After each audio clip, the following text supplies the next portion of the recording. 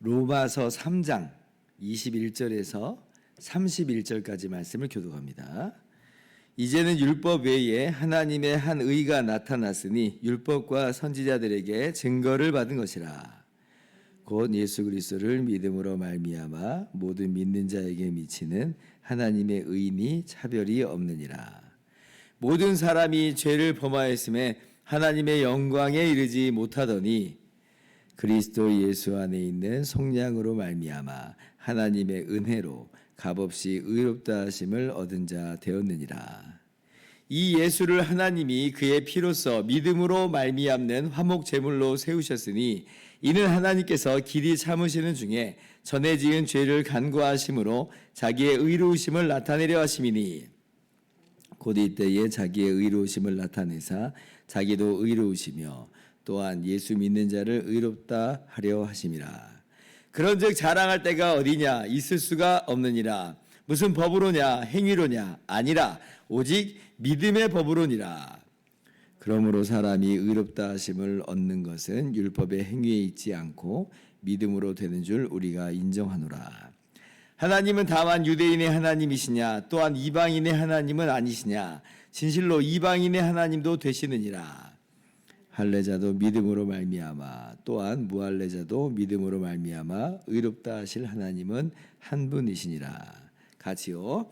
그런즉 우리가 믿음으로 말미암아 율법을 파기하느냐? 그럴 수 없느니라. 도리어 율법을 굳게 세우느니라. 아멘. 할렐루야. 하나님의 크신 은혜와 평강이 오늘도 변함없이 여러분 가운데 가득 넘치기를 주님의 이름으로 축원합니다. 오늘 말씀 21절은 이렇게 시작을 합니다. 이제는 율법 외에 한 의가 나타났으니 율법과 선지자들에게 증거를 받은 것이라. 그런데 여기에 이제 원문을 보면 단어가 하나 사실 더 있습니다. 그냥 이제는 이렇게 써 있는 게 아니고 그러나 이제는, 그러니까 대반전의 그런 표현으로서 지금 사용을 하고 있죠. 그러나 이제는, 그러니까 이전과는 전적으로 다른 근본적인 변화가 일어났다라고 하는 것이에요. 그러면 자, 어떤 변화가 일어났다는 것이냐라고 할 때 율법 외에 하나님의 한 의가 나타났다 그러죠. 이것을 직역을 해보면 율법과 상관없이 하나님의 의가 나타났다라고 그렇게 직역을 할 수가 있겠습니다. 율법과 상관없이 하나님의 한 의가 나타났다. 원래 이제 하나님의 의다라고 하면 우리가 어떠한 그 생각을 가지게 됩니까? 율법을 지킬 때에 하나님이 그를 의롭다 하신다라고 하는 그런 이해를 우리가 가지고 있어요. 율법은 하나님의 말씀이니까 율법대로 살아가는 것이야말로 하나님께 부응하는 것이다. 하나님께 받아들여지는 것이다. 하나님이 바로 그 사람을 의롭다 하신다라고 하는 것을 우리가 일반적으로 생각을 합니다. 그것이 이제 율법으로 말미암는 의다 이렇게 이야기를 할 수가 있겠어요. 그런데 안타깝게도 그러면 율법대로 다 그렇게 살아갈 수 있는 사람이 있는 거냐? 그래서 하나님 앞에 의롭다함을 얻을 수 있는 사람이 있는 거냐라고 하는 거예요. 그런 사람이 단 한 명도 없죠. 우리가 로마서 3장 10절에서 이미 살펴본 바가 있죠. 기록된 바 의인은 없나니 하나도 없으며 그래요. 그러니까 우리 모두는 우리의 행위대로 조사해 볼 때 하나님 앞에 내세울 것이 없어요. 더 깊게 들어가서 우리의 생각이나 우리의 마음이나 우리의 동기까지 따져보면 우리가 하나님 앞에서 어떻게 나는 의롭습니다. 하나님의 율법에 나는 걸림돌이 없습니다. 그럴 수 있는 사람이 어디 있겠어요? 아무도 없죠. 오히려 하나님 앞에서 의롭다 인정받기는커녕 19절에 하나님의 심판 아래 있을 수밖에 없는 것이 바로 우리들의 현 주소인 것입니다. 그래서 율법으로 말미암아 하나님께 의롭다함 받는 것은 우리에게 불가능한 거예요. 그렇게 한다면 우리는 정말 절망입니다. 우리에겐 아무런 소망이 없는 거예요. 그런데 오늘 뭐라고 말씀해요? 그러나 이제는 그 율법으로 의롭다함을 받는 것 외에, 율법 외에 하나님의 은혜가 나타났다. 율법과 상관없는 하나님의 의가 나타났다라고 하는 것이에요. 참 기가 막히죠. 그러면 율법과 상관없이 나타난 이 하나님의 의라고 하는 것은 뭐냐라고 할 때, 율법을 지키지 않았음에도 불구하고, 율법대로는 도저히 의롭다함을 받을 수 없음에도 불구하고, 22절에 뭐요? 예수 그리스도를 믿음으로 말미암아 모든 믿는 자들에게 미치는 하나님의 의니 차별이 없느니라. 어떤 의가 나타났다는 거냐라고 할 때, 예수님을 믿는 자를 하나님이 거저 의롭다 하시겠다는 거예요. 거저 의롭다 하시겠다. 그리고 사실 이거는 난데없이 막 출현한 건 아니고, 21절 하반절을 보니까 율법과 선지자들에게 증거를 받은 것이다 그러죠. 이미 사실은 구약 성경에서부터 예고하신 바고, 구약 성경에서부터 모형으로 보여주신 바다라고 하고 말씀을 하는 거예요. 예를 들면 구약 성경을 보면 어떤 일들이 있어요. 이스라엘이 출애굽할 때 6월절 어린 양을 잡아가지고 그 피를 문 임방과 좌우설주에 뿌렸습니다. 그러면 이제 하나님의 사자가 그 집을 뛰어넘고 죽음이 그곳 가운데 임하지 않는 거예요. 그러면 지금 이스라엘 사람들이 뭔가 대단한 사람이기 때문에 그렇게 죽음의 사자가 그 집을 뛰어넘는 거냐? 그렇지 않아요. 우리가 이제 성경에서 에스겔 말씀에서도 보았듯이, 이스라엘은 이스라엘 그 애굽 땅에 있었을 때 이미 정말 이 우상 숭배와 죄악 가운데 찌들어 있었던 사람들입니다. 하나님 앞에서 살 수 있는 존재가 아니라는 거예요. 근데 뭐예요? 그 피를 보고 넘어가 버리죠. 피를 보고 넘어가는 거예요. 아무한 게 없는데 피를 보고 넘어갔어요. 그게 뭐냐? 구약만 보면 이게 뭔가 무슨 소리인지 모르겠어요. 뭔가 의미가 있는 것 같은데 이게 어떻게 연결이 안 되잖아요. 근데 이게 무슨 뜻일까 했는데, 사실은 이제 구약에서 보여준 모형인 거죠. 예수님의 십자가 피로 말미암아 우리는 죽어 마땅하지만 죽음이, 사망이 넘어가는 거구나 라고 하는 걸 우리가 깨닫는 거예요. 뿐만 아니라 성전에서 성소에서 있었던 제사들도 그렇죠. 범죄한 사람이 짐승을 잡아다가 안수하고 그 짐승을 잡아다 제사를 드리면 이 사람이 죄 용서를 받는데요. 아니, 짐승이 피가 뿌려진 게 어떻게 내 죄하고 상관이 있어요? 아무런 상관이 없는데 근데 용서하신다는 거예요. 이게 뭔가 모형이죠. 뭐예요? 예수님께서 우리의 죄를 위해서 대신 십자가에서 죽으신 것을 보여주는 거예요. 그로 말미암아 우리가 거저 죄 용서 받았다라고 하는 걸 이미 구약에서도 지금 증거하고 있는 겁니다. 그리고 이제 에스겔 말씀이나 예레미야 말씀 보면 새 언약을 하나님께서 맺으실 것이다. 새 마음을, 새 영을 주실 것이다. 그렇게 말씀하셨죠. 그래서 이제 하나님을 섬길 수 있는 사람으로 그렇게 근본적으로 바꿔주시겠다라고 말씀하셨어요.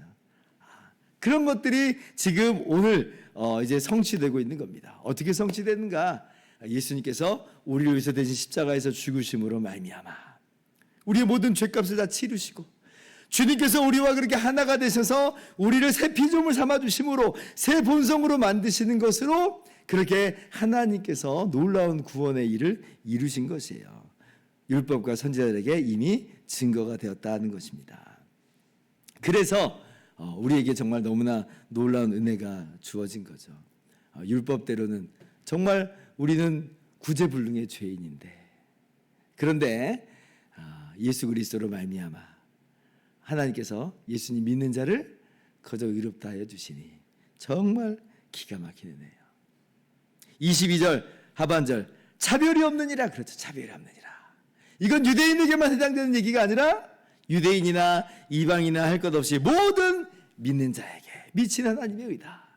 예수님을 믿기만 하면 그가 유대인이나 이방인이나 할 것 없이 다 죄 용서함 받고 의롭다함을 받고 하나님의 자녀가 되고 구원받고 그렇게 영광의 하나님의 나라를 기업으로 얻게 된다는 것입니다. 우리가 전에는 아담의 타락 이후로 하나님의 영광에 이르지 못하는 자들이 되어버렸어요. 하나님의 형상대로 지음받았지만 부패하여서 우리 하나님의 영광에 이를 수 없는 존재가 되었지만, 그러나 예수님의 속량으로 말미암아 의롭다함을 받아 하나님의 영광에 이르는 존재들이 된 것입니다. 할렐루야! 이건 정말 너무 놀라운 얘기예요. 너무 놀라운 얘기예요. 23절 24절 교도갑니다. 모든 사람이 죄를 범하였음에 하나님의 영광에 이르지 못하더니 24절 같이요. 그리스도 예수 안에 있는 성령으로 말미암아 하나님의 은혜로 값없이 의롭다 하심을 얻은 자 되었느니라. 아멘. 어떤 사람들이 막 이렇게 따지고 들지 모르겠어요. 아니 하나님께서 죄인을 의롭다고 하시는 게 말이 되냐? 어떻게 그럴 수 있냐? 그러면 하나님이 불의하신 거 아니냐? 라고 혹시 따지고 들 수 있을지 모르겠습니다. 그러나 그거는 잘못된 생각이에요. 왜냐하면 하나님께서 죄인을 지금 의롭다 하시는 건 맞아요. 근데 누구 안에서? 예수님 안에서.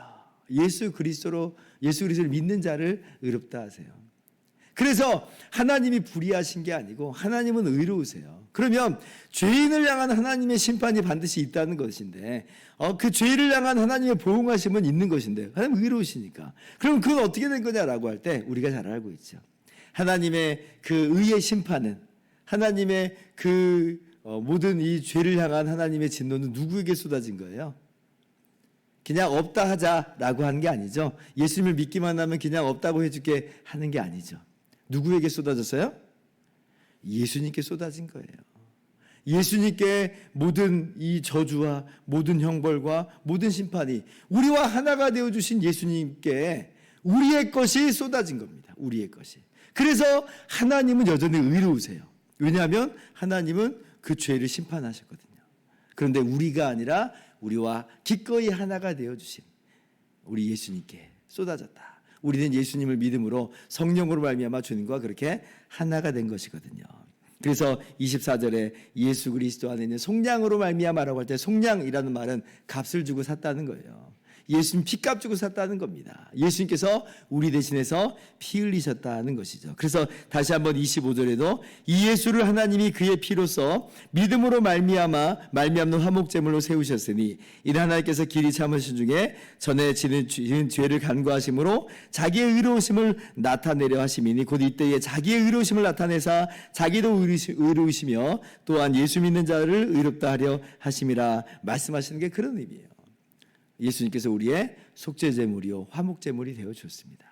우리 대신 모든 죄를 우리의 죄를 짊어지고 죄값을 치르시고 하나님의 진노를 받으시고 형벌을 대신 받으심으로 주님과 하나 된 우리는 그렇게 주님과 함께 죽은 자로 간주되어 주님과 함께 새 생명으로 살아난 것임을 믿으시기 바랍니다. 이 모든 것은 은혜예요. 우리가 행한 것 없이 거저 주셨어요. 선물이에요. 그러니 우리는 우리 스스로 자랑할 것은 없는 것이고 오직 우리는 겸손할 따름이요 오직 영광을 우리 주님께 올려드리는 것이죠. 오늘 그렇게 우리 스스로를 자랑하고 드러내는 게 아니라 겸손함으로 오직 영광은 하나님께만 올려드리면서 그렇게 기쁨과 찬양의 노래 부르며 살아가는 저와 여러분 다 되기를 주님의 이름으로 축원합니다. 기도하겠습니다.